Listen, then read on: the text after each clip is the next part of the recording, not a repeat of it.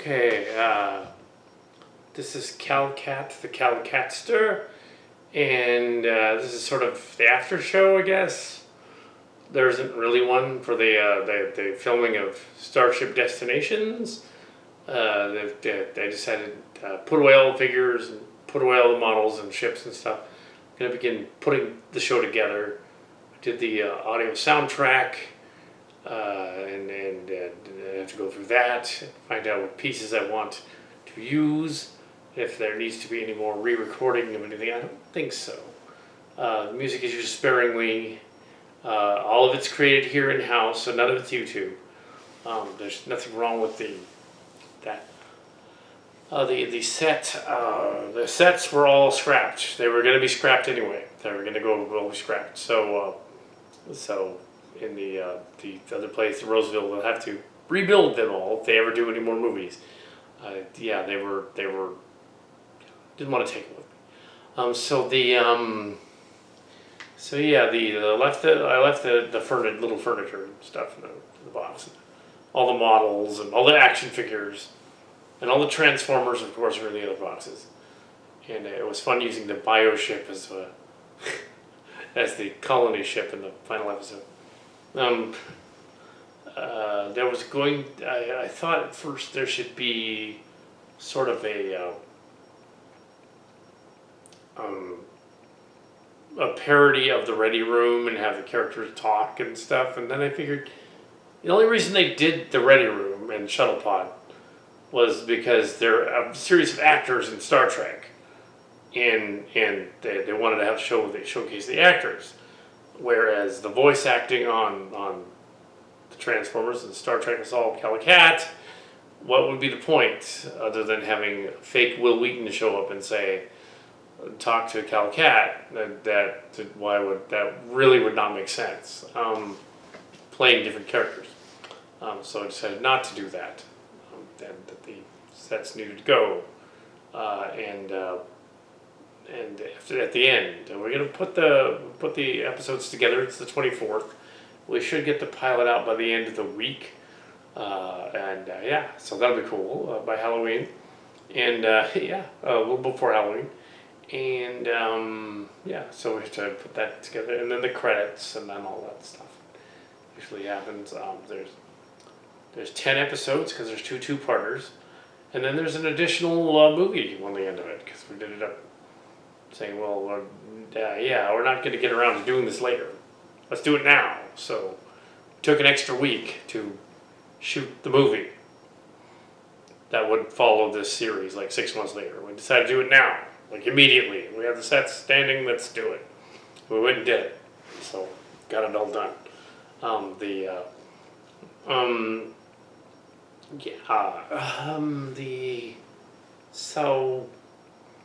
Yeah, it was ultimately a good shoot and everything. It happened here in October of 2023, and there not a whole lot of super making footage to go over. There weren't really any bloopers. Toward the end of the movie, the camera fell over a couple times off the prop, but that's not funny. Yeah, it was very smooth doing the characters.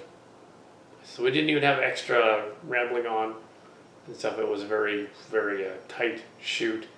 Cowpoke showed up at the end, but mainly it was Silly Kelly doing camera. So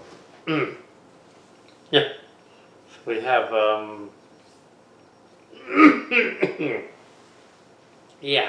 it's dusty. Yeah. There's other stuff that doesn't concern us going on the internet, but we're not going to go there. It doesn't concern us. Not going to do any clickbait thing on that. And I didn't really discuss the other things during filming either, because it's not about us. So no point. Other things, other drama. So it remains to be seen, but we'll see whether we'll put together the episodes. It was roughly the same amount of hours as the Robotech meets the Transformers when you add the movie.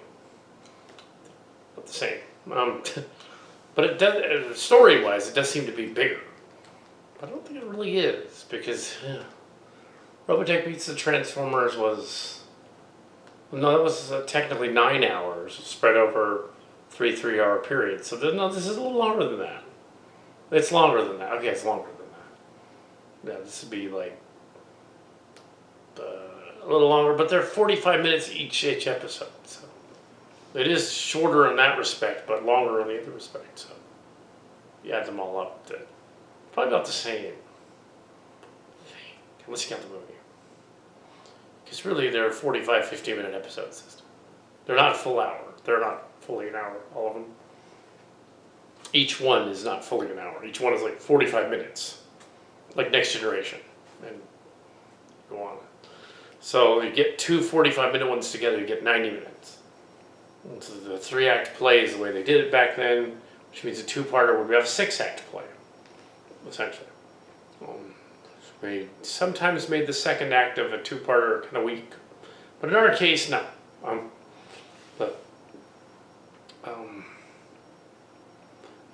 Did an Evergreen episode, the Mob Planet episode. Well, the Evergreen episode's a Miri episode, technically. Mob Planet episode, Roman Planet episode, TMS Planet, Marshall Sporty's Planet episode, and a Mirror episode, sort of a pseudo-Mirror episode. And the movie where it's a Bioship Generation Ship episode. Brought the Bioship out, filmed it as a generation ship. That was fun. They were all fun. Tended to, there was it's what we're trying to do. We knew what we had to do. We knew the sets were going to go. We knew the other stuff was going to go. We knew that we didn't know Deep Space Nine was broken, but we did manage to get a little footage out of it before it completely collapsed into uselessness. So I think we got enough to use it. I'm sure we do.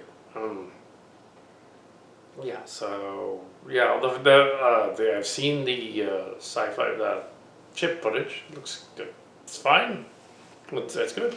Get to see the ship, so you get to actually see them. Because when we did the Starship Strange Worlds, we shot it on a space backdrop that wasn't as good. And the reason it was really dark was to key down the lighting in the background so you couldn't see the creases in the set. This one is better, and we actually were filming on it without showing the creases. This was a better set. Yeah. Ironically, we put some of that set out in the yard, and the cats had been sleeping on it, and we took it back in and washed it, and then put it up, and it actually kind of evened it out. It wasn't as wrinkly, so we kept it. We kept all the space sets. We kept the backgrounds, but yeah, all the other grody sets that are kind of falling apart. Bye bye. We'll rebuild them. Yeah, it's like it's not that big a deal. It didn't. Yeah, it's like okay, it's like tons of cardboard that's painted to go somewhere.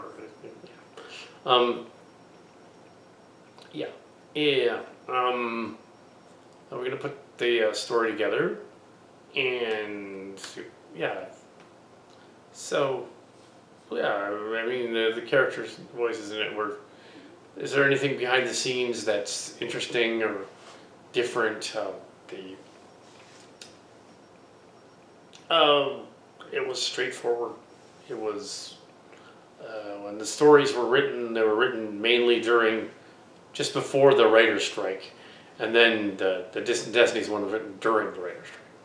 So the consultants indirectly would Mimark's cards, of course, but indirectly Steve Shives, the YouTuber, and Jesse Gender, the YouTuber, and Vera, the YouTuber, Council of Geeks, and others were sort of inspirations. They weren't technically. We want to be clear on that because on the second season of the show, we used that blog from the Ancient Alien thing and that guy. Because just after the first episode, we got a Google PM from saying like, yeah, don't use me in your byline, because yeah, that's the Colavito fellow, because I didn't co-write the story with you, but I don't know who you are. You don't need to do that.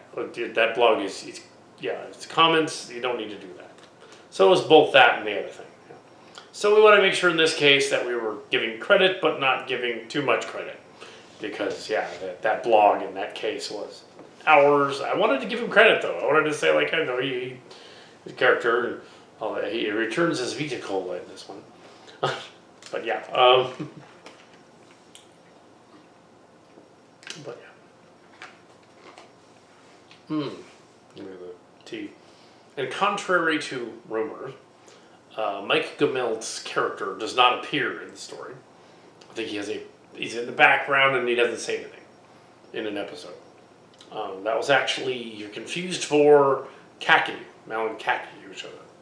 Kakanami, whose last name means fence. But it was killed Kaki with an H in this version to make it sound different. As well as Jamie Messi. And Messi is in Messi, not Mezzi, the real person. Also, yeah, the two characters are pseudo-villainous, and more like antagonists there. And nothing really bad happens to them, so they shouldn't worry. Messi actually helps the crew when they find him. So it's fine, he's cool. Glad that he's loosely based.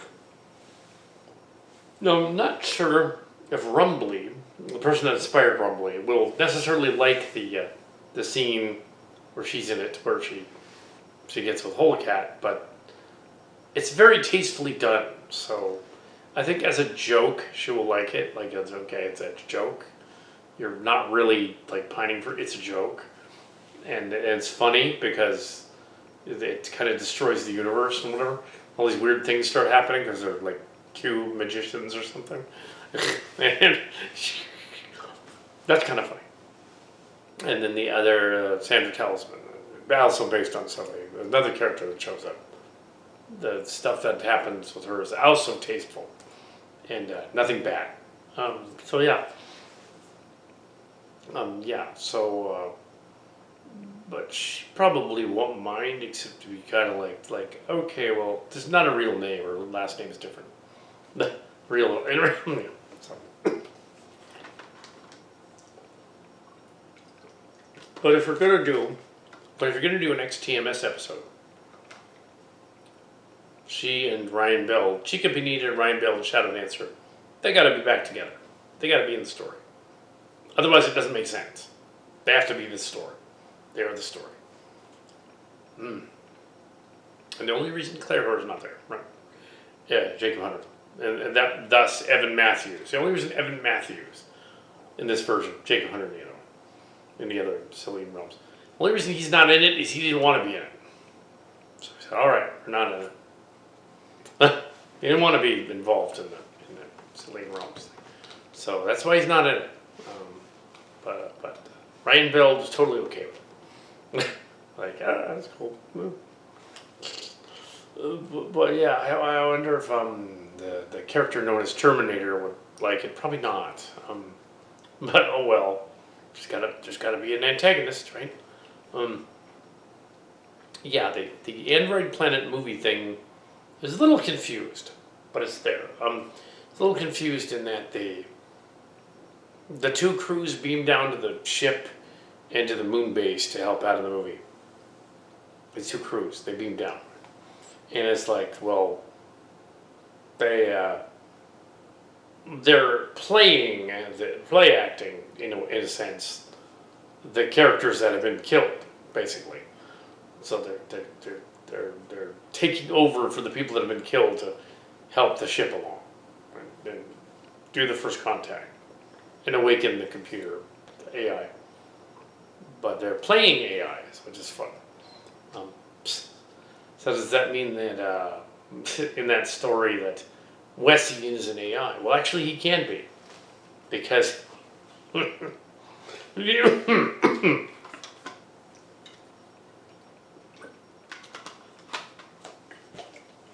Wessie can be an ally because, like the Elysian, the Libby Clenna, the Libby Clenna,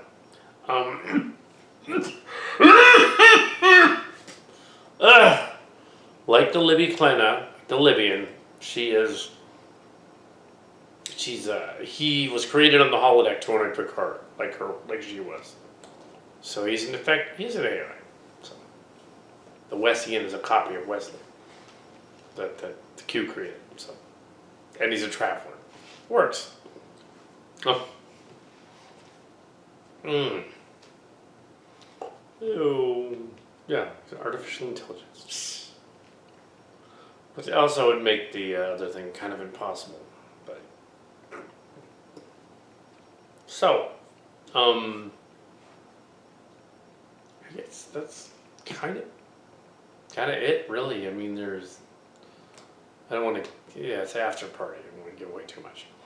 But there's it's not a party. After party of one. Yeah, Merck's cards is not available. His mother's sick, so not available. We will see. Yeah. What about the other stuff? So,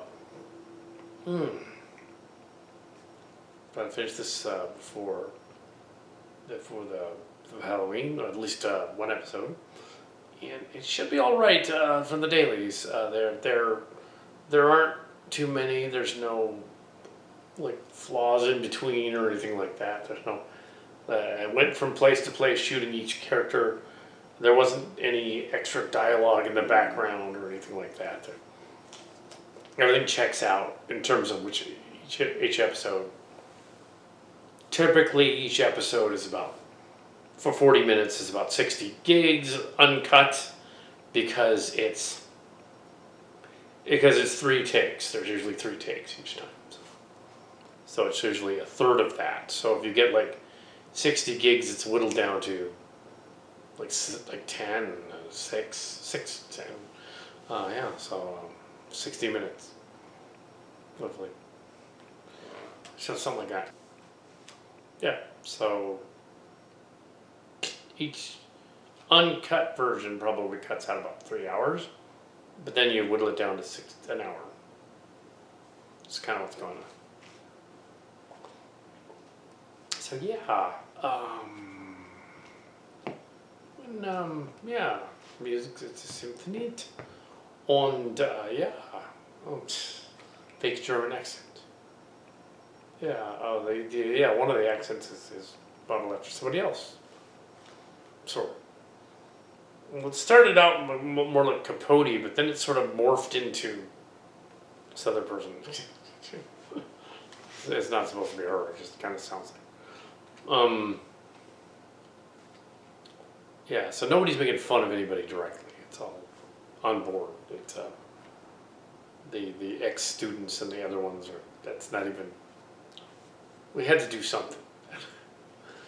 but yeah, and it is the final mission of of that crew. Final mission.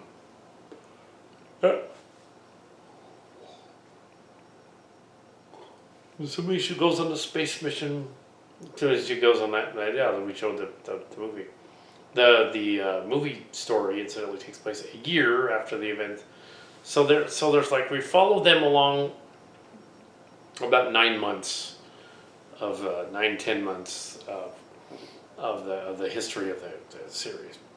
Follow them along, and then it's 2 months later. It's February again, beginning of the story. The Picard thing didn't line up with the other thing, the Picard show, but they're not listening to us. Come on, but yeah, but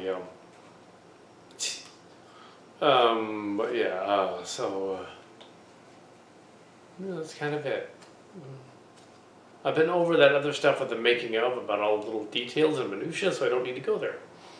So it's kind of done, and yeah, we will see. We will see. That's the 24th.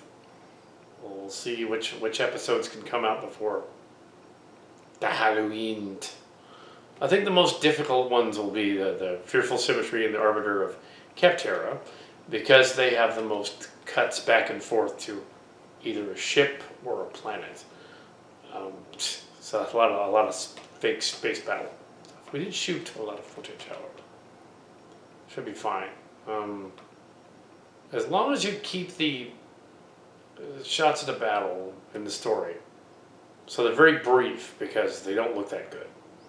They look okay, but it's cardboard model and you have or space model or whatever. There's a wooden model and you have a backdrop. And yeah, if you linger on it too long, it really, really looks fake. Just don't linger on it too long. Like, pew, pew, pew. Typical of Next Generation or DS9 or whatever. It's like they shoot the laser beam and then it's done.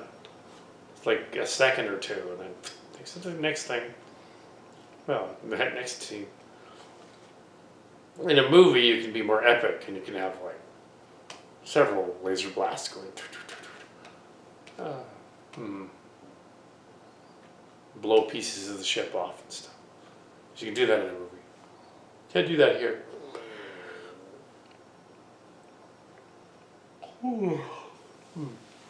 So yeah,